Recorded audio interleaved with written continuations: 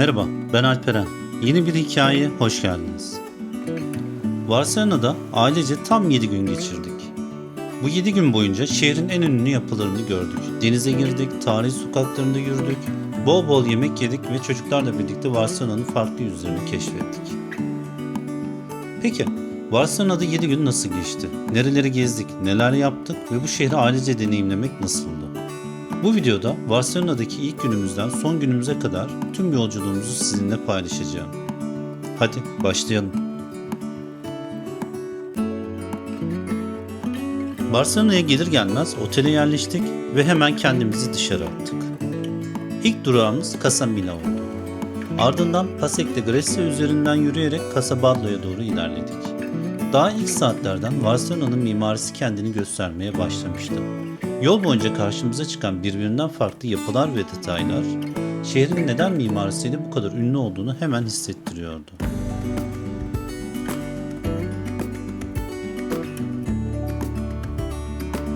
Casa Batlló'yu da gördükten sonra yürüyüşümüze devam ederek Pletxa de Catalunya'ya ulaştık.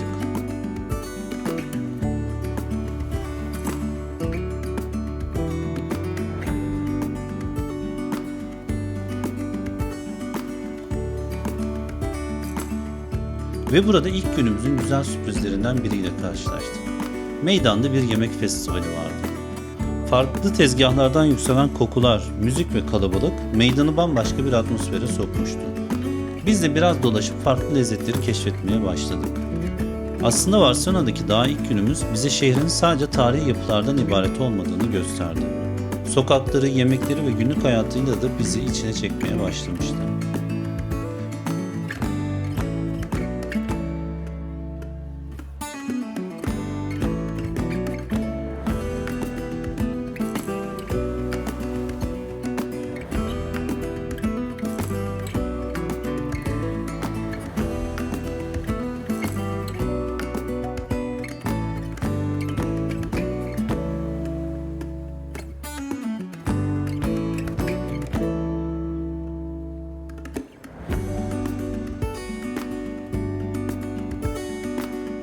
Günün sonunda ise soluğu Ciutat Comdal'da aldık.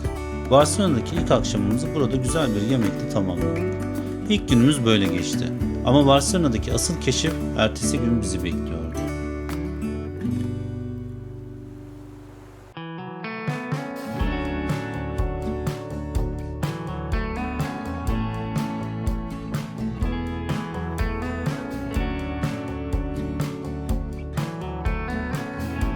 Evet, otelden çıktık. Bugün Sagrada Familia Park Güell tamamen bir guide günü.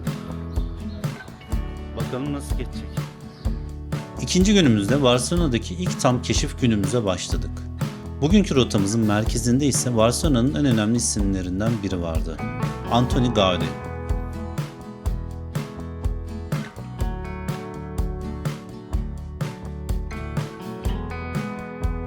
Sabahın ilk saatlerinde rotamızı Sagrada Familia'ya çevirdik. Evet, Sagrada Familia ile ilk buluşmamız. İşte burası Barcelona'nın simgesi. Yapıyı daha uzaktan görmeye başladığımız anda bile ne kadar farklı bir mimariye sahip olduğunu fark ediyorsunuz. Ama Sagrada Familia'nın asıl etkileyici tarafı yaklaştıkça ortaya çıkıyor. Cephedeki sayısız detay, farklı formlar ve Gaudí'nin doğadan ilham alan tasarımı gerçekten uzun süre incelemek isteyeceğiniz bir görüntü oluşturuyor. İçeri girdiğimizde ise dışarıdaki karmaşık görünümün aksine çok daha ferah ve aydınlık bir atmosferle karşılaştık. Özellikle vitraylardan içeri süzülen ışık, yapının içerisinde bambaşka bir hava oluşturuyor.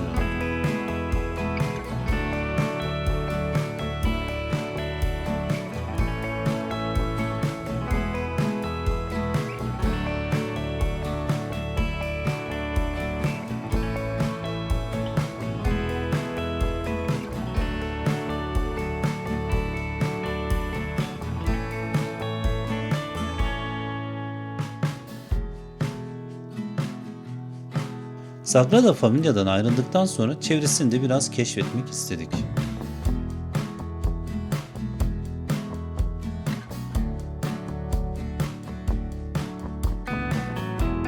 Ardından San Paulo tarafına doğru ilerledik. Bugün kültür alanı olarak kullanılan bu tarihi kompleks mimarisiyle Barcelona'da mutlaka görülmesi gereken yerlerden biri. Sagrada Familia kadar ön planda olmasa da özellikle dış cephesindeki detaylar gerçekten etkileyici. Buradan sonra ise rotamız Gracia'ya doğru devam etti. Barcelona'nın daha sakin ve mahalle hissini daha fazla yaşayabileceğiniz bölgelerinden biri olan Gracia'da biraz yürüdük ve mahalleyi keşfettik.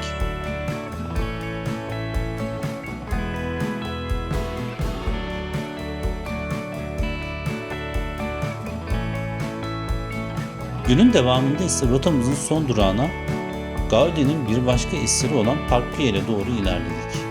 Gaudi'nin renkli dünyasının bir başka örneği olan Park Güell'de hem Barcelona'nın manzarasını izledik hem de parkın birbirinden farklı detaylarını keşfettik.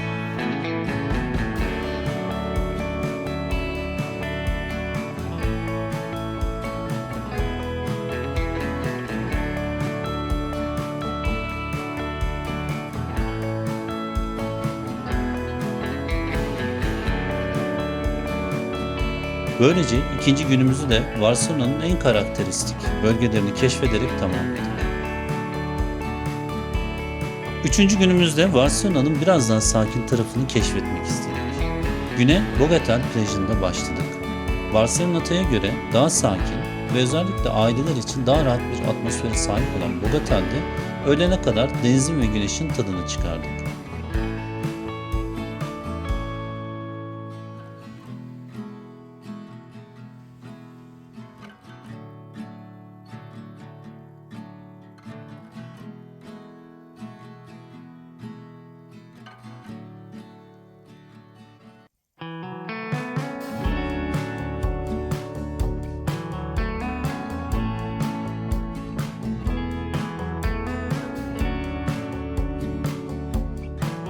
Birkaç saatlik plaj keyfinin ardından rotamızı Barcelona'nın tarihi merkezine çevirdik. İlk duraklarımızdan biri meşhur Öpücük Duvarı oldu. Binlerce farklı fotoğrafın bir araya getirilmesiyle oluşturulan bu çalışma uzaktan bakıldığında tek bir öpücük görüntüsü oluşturuyor. Buradan yürüyerek Barcelona Katedrali'ne doğru ilerledik. Gotik mahallenin dar sokakları arasında yürürken Barcelona'nın tarihi atmosferi kendini iyice hissettirmeye başlamıştı.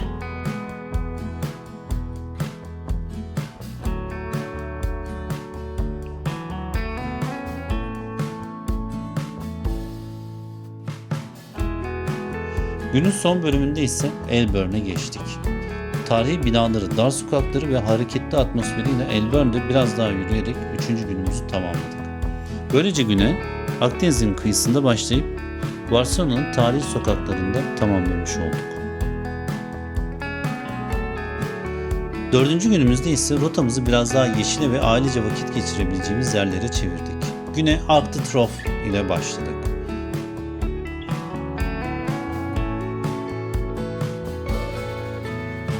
Buradan yürüyerek Ciudadela Parkı'na geçtik. Şehrin ortasında böyle geniş ve yeşil bir parkın bulunması gerçekten güzel. Bir süre parkın içinde vakit geçirdikten sonra günün çocukların en çok hoşuna gelecek bölümüne geçtik.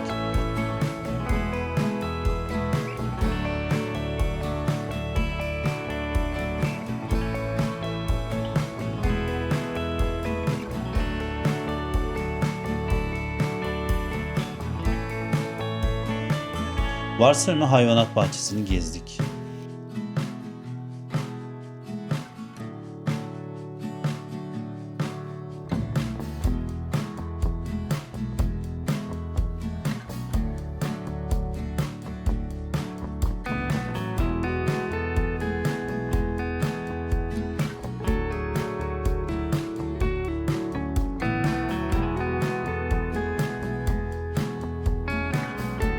Zoo ziyaretimizin ardından ise rotamızı yeniden deniz tarafına çevirdik.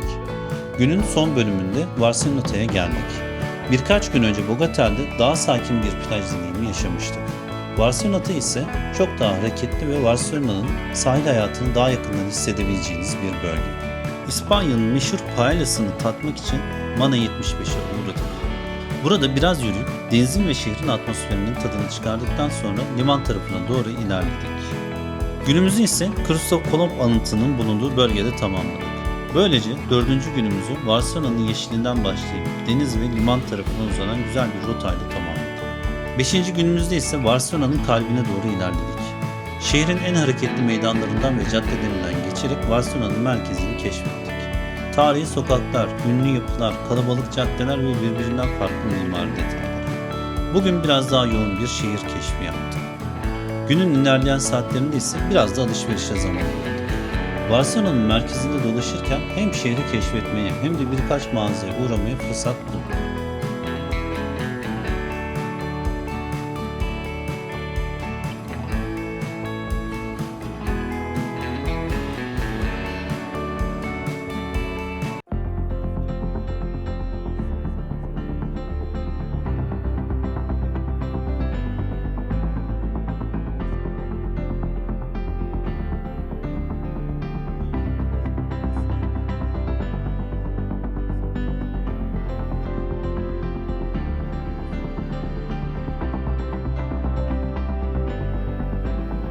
Böylece 5. günümüzü Barcelona'nın hareketli şehir hayatı ve alışverişte geçirdik.